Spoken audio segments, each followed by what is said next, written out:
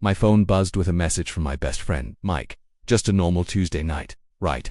Wrong. What he sent didn't just ruin my night, it shattered my whole world. It was a video clip, security footage, from my own front porch camera. And there she was. My wife, Sarah, locked in an embrace with someone who wasn't me. Not just any neighbor. Our neighbor Mark. The guy who borrowed my lawnmower last week. The guy whose kids play with ours. The room felt like it was spinning. Mike didn't say much. Just, man, I saw this pop up on the shared cloud, I had to tell you. Loyalty hit me like a wave.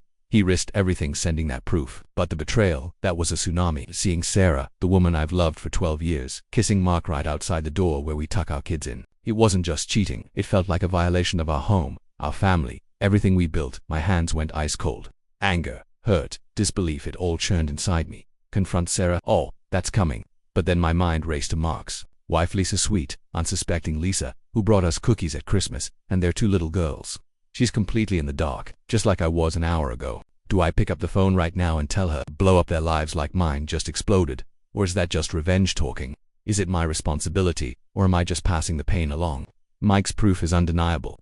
But dropping this bomb on Lisa, it feels huge, dangerous even. So here I am staring at my contacts list. Lisa's name is right there.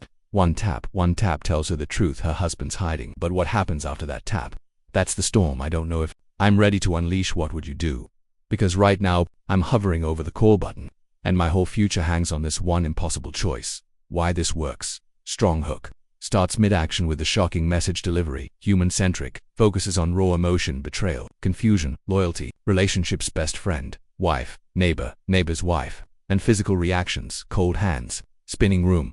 Suspense and cliffhanger ends with the literal and metaphorical finger hovering over the call button, forcing viewers to wonder his decision. Natural keywords weaves in best friend, security cam footage, wife, neighbor, betrayal, moral dilemma, proof, responsibility, revenge, and truth organically.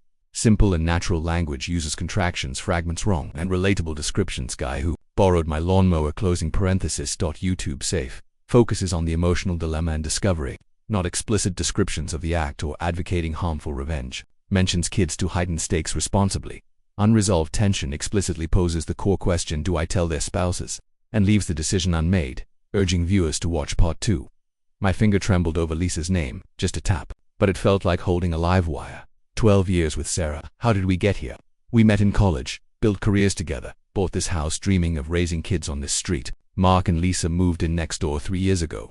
We had barbecues, shared holidays. Our kids are practically siblings. Sarah always said Mark was charming, but I never thought this. Was I blind, stupid, trusting? All of it. Maybe. Memories flooded in. Sarah working late more often lately. Unexplained charges on the credit card. That sudden girls' trip she took last month. Little things I brushed off as stress. Now they felt like daggers. Had it been going on for weeks, months? The video timestamp showed last Thursday afternoon while I was at our son's soccer game. The sheer normalcy of it. My porch. Broad daylight made it 10 times worse. It wasn't some seedy motel, it was home. And Mike, seeing his name pop up with that notification felt like a lifeline and a death sentence rolled into one. He accessed the cloud backup because he helps me manage the tech stuff. He saw it, wrestled with telling me, and chose loyalty. But what cost him? He's close with Mark too. Did he hesitate? Wonder if he should mind his own business? That video clip was a grenade, and he pulled the pin knowing it might blow up his own world as well. True friendship means walking into the fire, I guess. But the guilt I feel dragging him into this mess, it's crushing. Lisa, sweet, organized Lisa, always smiling. She volunteers at the school, brings over soup when anyone's sick. Does she have any clue? Is she sitting in her kitchen right now, completely unaware her husband's kissing my wife? Telling her feels like the right thing, the only fair thing, but is it? What about her kids? What about mine? If I tell her, the fallout won't just be 2 broken marriages. It'll be scorched earth across this neighborhood, across our kids' lives. School pickups, birthday parties, all poisoned. My thumb was still hovering. Sweat slicked at the phone screen. Should I wait? Talk to Sarah first. Hear her lies. My chest felt tight, suffocating. Could I even look at her then? I heard the garage door rumble open. Sarah was home early. Panic shot through me. I fumbled the phone like it burned me. Lisa's name vanishing from the screen just as the kitchen door clicked open. Her voice, bright and normal, called out, "Honey, I'm home." The sound of her footsteps coming closer felt like a countdown. My secret proof was buried in my pocket. Her secret betrayal hung thick in the air, and Lisa was still in the dark, waiting, just like I had been. The moment of truth was here, but which truth would I tell first? The sound of Sarah's keys clattering onto the counter echoed like gunshots. "Honey," she called again. her voice closer now, tinged with that familiar warmth that suddenly felt like acid. I shoved my phone deep into my pocket, the phantom image of her and Mark burning against my thigh. My heart hammered against my ribs so hard I thought she might hear it. "Hey," I managed, turning slowly. My voice sounded strange, thick. She was smiling, dropping her work bag, looking normal, beautifully, terrifyingly normal. How could she stand there, after what I'd seen, after what she'd done? Her eyes scanned my face, and for a split second a flicker of something, confusion, wariness passed over her features.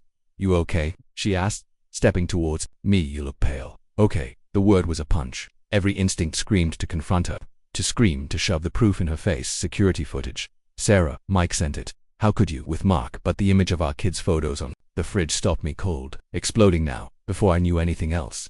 What would that do to them? The betrayal wasn't just mine, it was theirs too, waiting to happen. I needed to be smart. I needed more. I lied, forcing my muscles to unclench. Just a headache. Long day. I turned towards the sink, needing distance, needing to hide my face. I ran. The cold water splashed some on my cheeks. "Breathe. Just breathe." Behind me, I felt her hesitation, the unspoken question hanging heavy. Did she sense the shift? Did guilt make her hyper-aware? My mind raced back to Mike. His loyalty in sending that video was a lifeline, but it also trapped him. He knew. He'd seen the raw, undeniable affair proof. What was he doing now? Was he sweating it out, waiting for my call? Had Mark sensed anything? Mike was caught in his own loyalty trap to me, his best friend, and maybe even to Mark, a friend he'd known almost as long. The weight of dragging him into this emotional betrayal sat like a stone in my gut. He'd thrown me the life raft, but he was still drowning in the same storm. And Lisa, her face wouldn't leave my mind. That sunny afternoon video, Mark leaving our porch, probably walking straight back to his house, to her. Did she ever look at him and feel a chill? Notice a missed call, a unexplained hour? Or was she, like I had been, blissfully wrapped in trust? Telling her felt like an absolute moral obligation. She deserved the truth, the same brutal honesty Mike had given me. But unleashing that truth, it wasn't just about justice, it was about detonating a bomb in the middle of our intertwined lives. Our kids played together, we borrowed sugar, we were neighbors. The fallout wouldn't be contained. It would shatter to families, scatter shrapnel through the whole street, through school hallways and playgrounds. Was I prepared to be the one who pulled that pin? Just then, my phone buzzed violently in my pocket. Once, twice, texts. I froze, my back still to Sarah, my hands gripping the edge of the sink. Was it Mike panicking? Had something happened? Or worse, could it be Mark? Had Sarah texted him a warning the second she walked in? Sensing my weirdness, the vibration felt like an electric shock. Sarah was quiet behind me, but I could feel her watching, waiting. The air crackled with unspoken accusations and hidden secrets. I didn't dare check it, not yet. One wrong move, one glance at that screen, and the fragile dam holding back this flood of pain and rage might just break. The security footage was proof, but the real war, the war of silence, suspicion, and impossible choices had only just begun in my own kitchen. Who was texting? And what fresh hell did that notification bring? The buzzing phone felt like a live grenade in my pocket. One vibration. Two. I gripped the edge of the sink so hard my knuckles turned white. The cold porcelain, the only thing anchoring me. Sarah was silent behind me, but the weight of her stare pressed down. She knows something's wrong. The cheerful honey facade was gone, replaced by a tense quiet that screamed louder than any accusation. "Who is it?" Her voice cut through the silence, sharp, suspicious. You jumped like you'd seen a ghost. She took a step closer. I could smell her perfume, the one I bought her for our anniversary. Now it felt like poison in the air. I forced myself to turn, plastering on a grimace that I hoped passed for a pained smile. "Just work junk," I mumbled, patting my pocket. "Spam calls." The lie tasted like ash. My phone buzzed again, insistently. 3 times now. Was Mike desperately trying to warn me about something? Had Mark found out Mike sent the footage? Or worse, was it Mark himself, texting Sarah right under my nose? Before I could even try to deflect, the doorbell rang. A sharp, cheerful ding-dong that shattered the fragile standoff in the kitchen. Sarah's eyes flicked towards the front hall, then back to me, searching. My blood ran cold. "No, please, no." I heard the front door open. "Hey, Sarah." The voice was unmistakable. Mark. Easy. Friendly. The sound of it, knowing what I knew, knowing what he'd done on my porch, sent a wave of nausea crashing over me. "Just returning that drill I borrowed last weekend. Hope I'm not interrupting dinner." Sarah glanced at me, a flicker of uncertainty in her eyes. No, come on in, Mark." Her voice was too bright, too forced. She moved towards the hallway. I was frozen, trapped between the sink and the doorway. My hand was still clenched around the phone in my pocket. The proof was right there. The man who shattered my life was standing in my foyer, chatting casually with my wife. I heard their footsteps coming back towards the kitchen. My heart hammered against my ribs, a frantic drumbeat of rage and panic. What was he doing here? Right now, coincidence? Or had Sarah texted him the second she walked in, sensing danger? Was this a test, a sick power play? Mark appeared in the doorway, holding my drill. He grinned, that easy, neighborly smile. "Hey man, how's it going?" He looked straight at me, his eyes meeting mine. Did I see a flicker of unease, or was it just my own fury painting his expression? He held the drill out. "Thanks again, lifesaver." Every muscle in my body screamed. I wanted to launch myself at him, to scream the truth, to shove the video in his smug face. The image of him kissing Sarah, right outside, burned behind my eyes. My knuckles ached from clenching. The phone buzzed again in my pocket, a frantic, insistent pulse against my thigh. Mark's wife, who I forced my hand out of my pocket, leaving the phone behind. Slowly, mechanically, I reached for the drill. My hand was shaking. I saw Mark's eyes drop to it, just for a fraction of a second. Did he notice? Did he know? Sure, I managed. My voice a low rasp. I took the drill. It felt heavy, cold, a tool, just like he'd used me, used my trust, used my home. No problem. The words felt like broken glass in my throat. Sarah stood beside him, watching me, her expression unreadable, tense, waiting. The air crackled. The unsaid things hung thick and suffocating. Mark shifted his weight, his smile faltering slightly under my stare. He glanced at Sarah, then back at me. "Everything ... all right here?" he asked, the casual tone strained. My phone buzzed once more, a final, desperate plea inside my pocket. The drill felt like a weapon in my hand. Sarah took half a step forward, her eyes wide, fixed on my face, on the raw, barely contained storm she must have seen there. The moment stretched thin and razor-sharp. One wrong word, one wrong move. The truth, Mike's proof, Lisa's ignorance, my crumbling marriage, Mark's betrayal. It was all balanced on a knife's edge, right here in my kitchen. The drill was in my hand. Mark was within reach. Sarah was watching, breath held in the phone. The phone kept its desperate, buzzing secret. What happened next hung on a single, trembling breath. The silence in the kitchen was suffocating. Mark's question, "Everything ... all right here?" hung in the air like a physical weight. I could feel the cold metal of the drill digging into my palm, my knuckles white. Sarah's eyes were wide, fixed on me, a silent plea or maybe just raw fear etched on her face. Mark shifted, his easy grin gone, replaced by a nervous tension. That mirrored the storm inside me then. My phone buzzed again, hard, insistent, a vibration that seemed to echo in the sudden quiet. It felt like an alarm bell strapped to my leg. Enough, I couldn't stand it anymore. With my free hand, the one not gripping the drill like a lifeline, I yanked the phone from my pocket. My thumb smeared across the screen, unlocking it. Notifications flooded in, all from Mike. Text after text, each one more frantic than the last. My eyes scanned the top message, the words blurring then snapping into horrifying focus. "Dude, call me now. Lisa knows. She found the video on the cloud too. She just confronted Mark." My blood turned to ice. Lisa knew. She'd seen the same security footage. She'd confronted Mark. That's why he was here. It wasn't about the drill. He hadn't come to borrow or return anything. He'd come here, to Sarah, right after his own wife confronted him about their affair. Was he panicking, running, trying to warn Sarah, or just seeking refuge in the chaos he'd created? I looked up, my gaze locking onto Mark. The color had drained from his face. He saw the phone in my hand, saw the dawning horror and fury in my eyes. He knew I knew, and he knew why I knew. The neighborly facade crumbled completely, revealing pure, unadulterated panic beneath. "Whoa, hey man, ... he stammered, taking an involuntary step back, bumping into the counter. "Look, whatever you think," Sarah gasped, her hand flying to her mouth. "Mark, what ...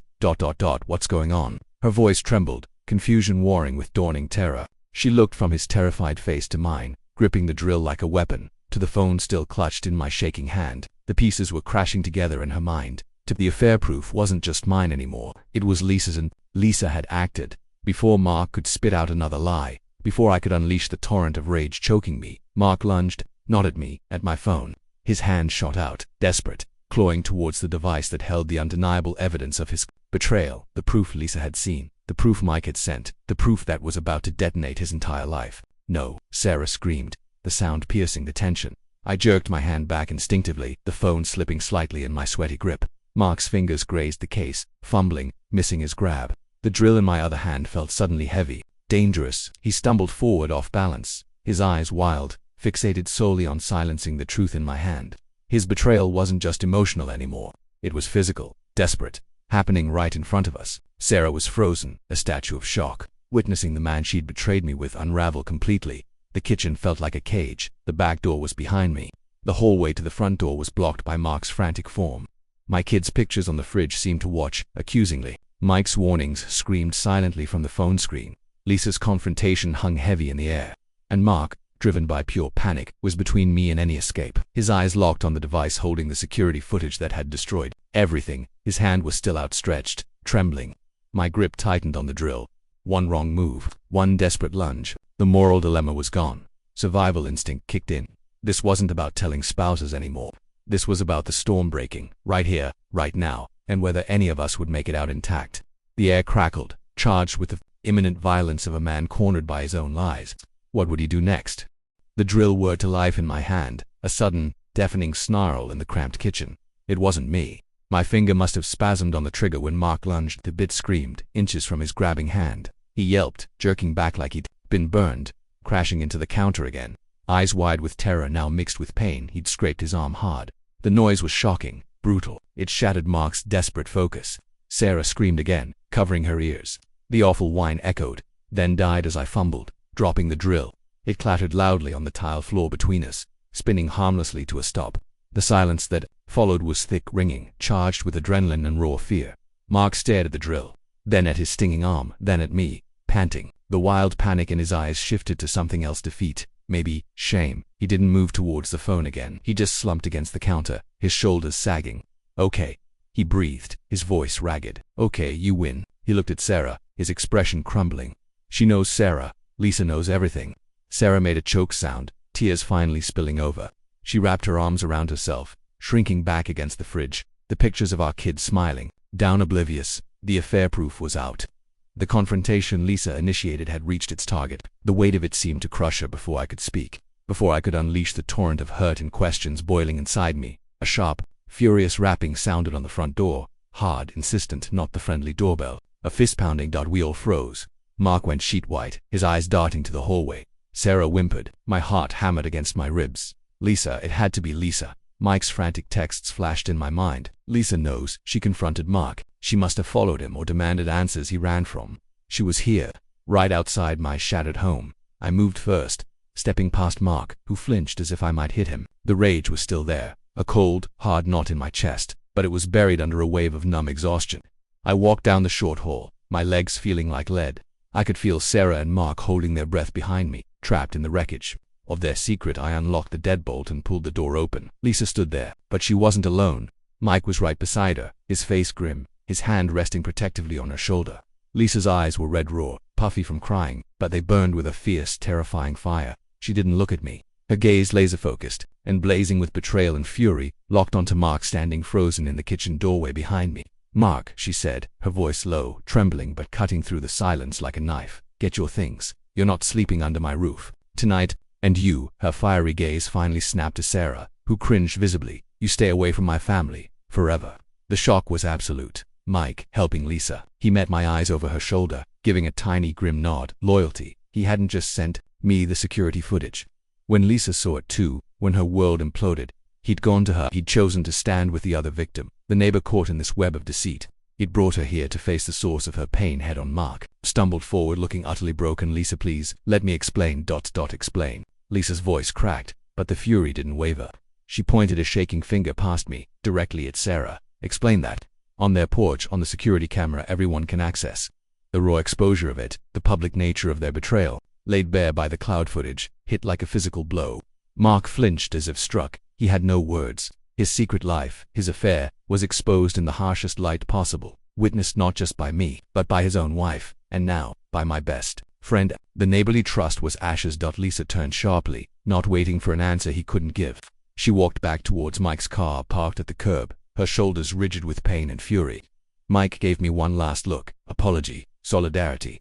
Exhaustion then followed her, leaving his car door open for Mark. Mark stood frozen for a second longer in my hallway, a ghost in his own life. He looked at Sarah, who was sobbing silently, then at me. There was nothing left to say. No defense, no escape. He walked out, shoulders slumped, towards the car where his wife and the undeniable proof of his betrayal waited. He didn't look back. I closed the door slowly. The click of the latch echoed in the sudden, heavy silence of the house.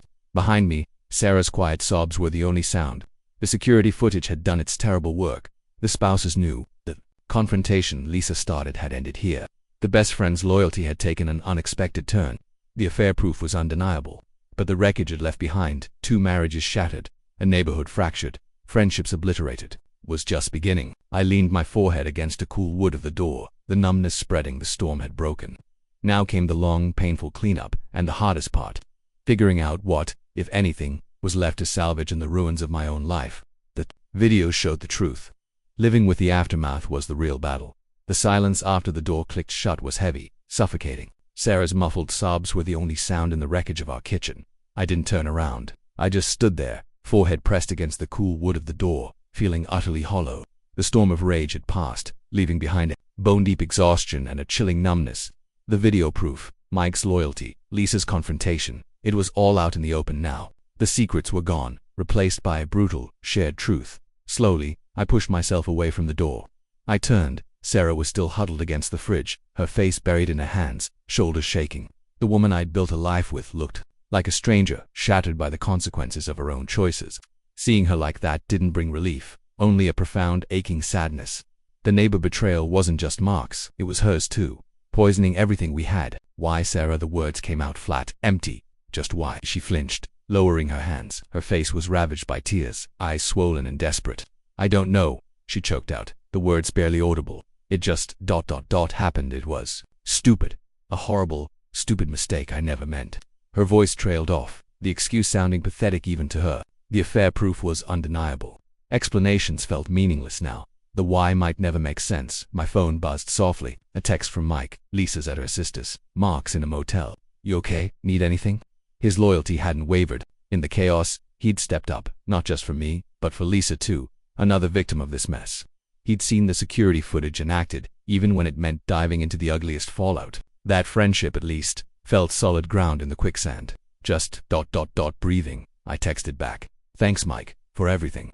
The next days were a blur of harsh reality, lawyers' awkward explanations to confused kids who sensed the icy tension. Seeing Mark's empty house across the street, a constant, painful reminder. Lisa and I talked once, briefly, a raw exchange of hurt and disbelief. There was no anger between us, just a shared understanding of the bomb that had gone off in our lives because of our spouses' choices. The neighborhood felt different, charged with the unspoken scandal. The security footage had done its damage, exposing the ugly truth beneath the friendly facade. Healing, I knew, would be a long, slow road. Trust was obliterated. The marriage, I knew, was over. But in the quiet moments, amidst the grief and anger, a strange clarity emerged. The lies were gone. The pretending was done. The painful truth, exposed by a friend's loyalty and a neighbor's reckless betrayal, was finally out. It wasn't the ending I wanted, but it was an ending. Now, the hard work of picking up the pieces, for myself and my kids, had to begin. The video captured the moment everything broke. Learning to live in the aftermath, that was the next chapter. And for the first time since Mike's message, I felt a flicker of something besides pain. The faint, fragile possibility of starting again, one painful step at a time.